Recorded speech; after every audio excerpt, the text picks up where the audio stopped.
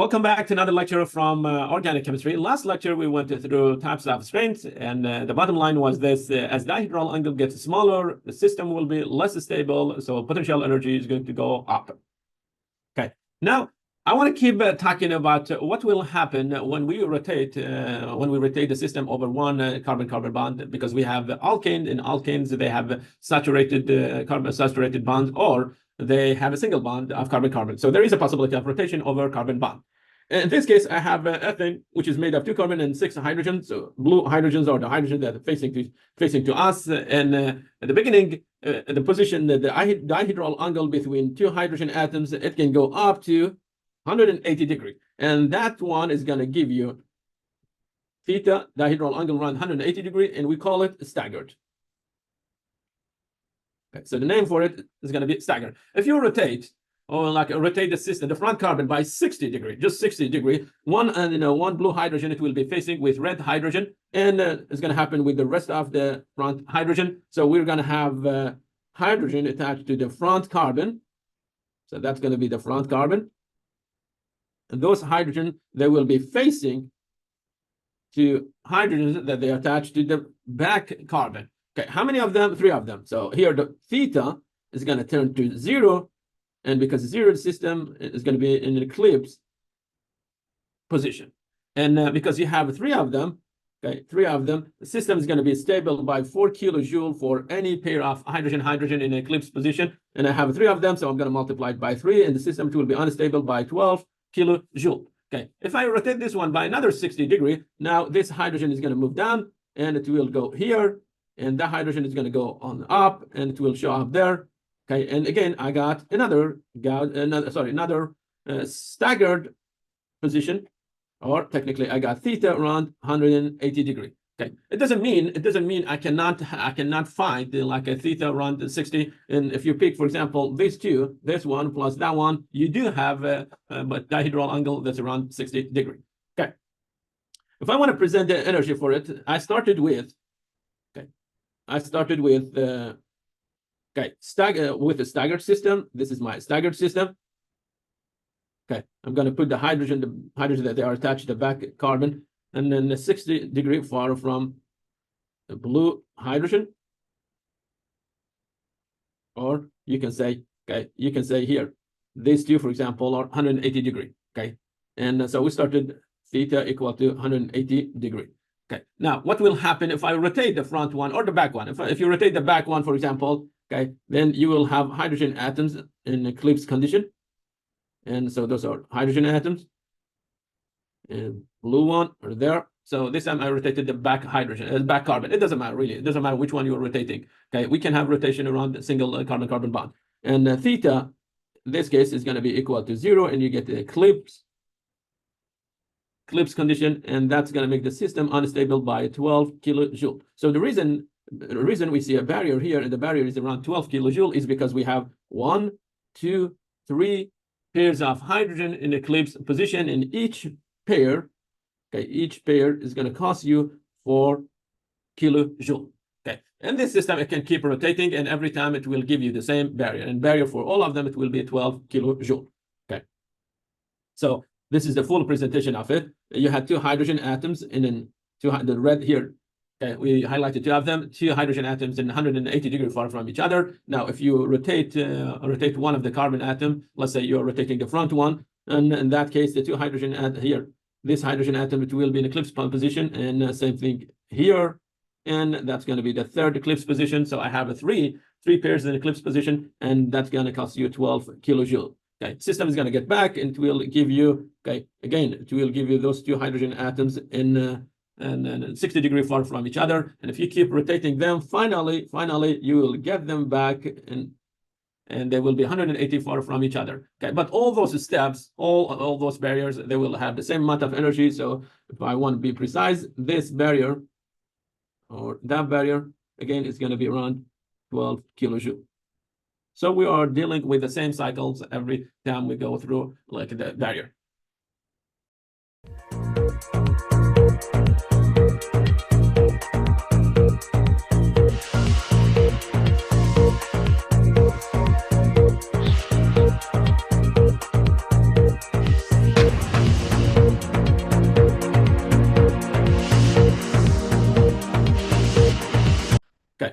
will happen if I replace, if I replace one of the hydrogen by methyl? Of course, you're going to have more repulsion, and you might get more than one conformation. But before we jump there and we try to present that one, let's talk about why do we see a 12 kilojoule barrier of energy? I showed that one. I said because we have 3 pairs of hydrogen atoms that they are in eclipse position, and each pair is going to cost you 4 kilojoule per mole. Okay, why the staggered or the untimed position is the best technically conformation? Okay, why when theta is around 180, the system is going to be really stable? The reason for it, if you pick one hydrogen atom is attached to a carbon through a single bond.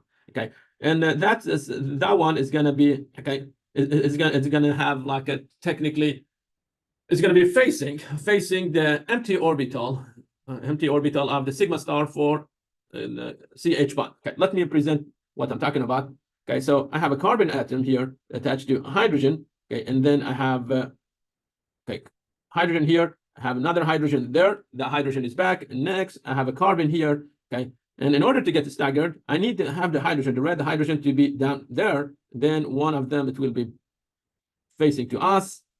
And this hydrogen, it will be facing to us. And then we will get one hydrogen that is going that side or back of the plane. Okay, now, where is the sigma? The sigma for this bond is here. That's going to be the sigma bond. Okay, now, where is the sigma for the red hydrogen atom? It will be down here. Okay, how about the sigma star? The sigma star orbital, it will be there. This one is the sigma star of carbon hydrogen bond. Okay, and this one, it will be the sigma bond. Okay, sigma bond has 2 electrons, one up, one down. Okay, well, the sigma star is empty. Okay, these 2 orbitals, they will fill each other, and it means that very soon the sigma bond, it will donate electron inside the empty orbital of the sigma star for CH. What does it mean? It means the electrons from 2 atoms will be spread over technically 3 atoms at least, or 4 atoms. The more atoms are involved, the more stabilization you will get. Why? Because the load of electrons on each atom, it will be less, and that's going to make the system more stable. Okay, so again, the reason for the fact that staggered is really stable is because you can have interaction between sigma and sigma star of the neighbor hydrogen carbon bond. Okay, now what will happen if I replace one of the hydrogen atom by methane? And in this case, I'm going to, instead of ethane, I'm going to have propane. Okay, and let me show you what I'm talking about. So I'm going to have CH3, CH2, and then CH3. Okay, so I will have technically 3 carbon atoms. Okay, and 3 carbon atoms. Okay, how many hydrogen? Totally, we're going to have 8 hydrogen atoms.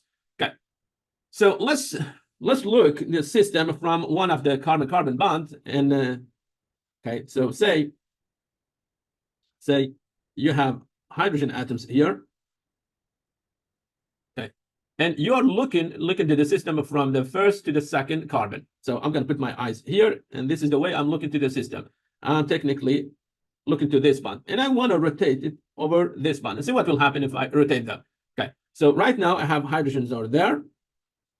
Okay, now as you see, between this methyl group and that hydrogen, the theta right now you can say is around 180. Okay, next, I'm going to rotate this one by 60 degrees. Very soon, I'm going to have an eclipse structure. And I will have eclipse structure between hydrogen methyl or hydrogen atoms. If I keep rotating this one, the hydrogen will move there. Okay. So what do I get here? I get hydrogen. Okay. Again, it looks, I got those. Okay. And, or you can say, for example, we have 60 degree here. We got the 60 degree back there. That's another way to look at it. Okay, but the middle one, the second structure, in the second structure, you have eclipse, and it's eclipse structure. And that eclipse structure, okay, it has 2 pairs of hydrogen, okay, facing to each other, and 1 hydrogen methyl as well. Okay, this pair is going to cost you 4 kilojoule. That pair also 4 kilojoule, and the top one. This one is going to cost us 6 kilojoule. So 4 plus 4, that's 8, and 6, it will cost us 14 kilojoule. So each eclipse structure is going to cost us 14 kilojoule. Okay, again, if I highlight, here we have a structure, okay, say, okay, structure number 4 is actually 3, is the same one. And you rotate this one. If you rotate it by the 60 degree, you will get hydrogen there, hydrogen here. Okay. And again, we're going to get eclipse. And so we get hydrogen here, hydrogen there, and 1 hydrogen here. Okay. If I rotate them, I get hydrogens there. Okay. So if I want to track one specific hydrogen atom, I can do it this way. I can say, okay, those 2 hydrogen atoms, they've been the hydrogen and the methyl group, they were in a 100 degree far from each other. Okay, I rotate the system, and now they will be, okay, they will be in 60 degree far from each other. It used to be 180, now 60 degree far from each other. Okay, and again, they are here. If I rotate this system by another 60 degree, and hydrogen is going to show up here.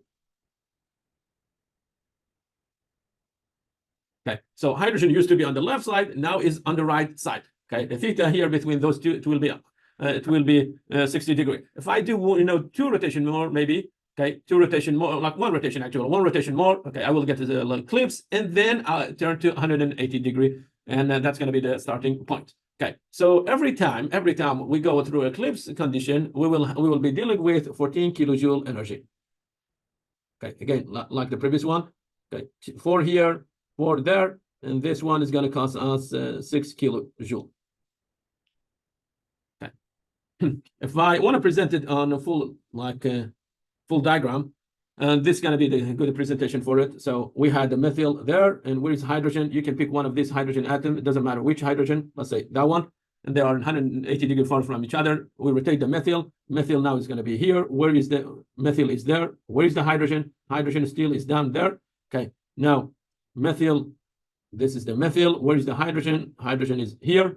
Okay, so they are now at 60 degrees far from each other. Okay, methyl now will be facing with the hydrogen atom. Okay, this is methyl. Where is the hydrogen?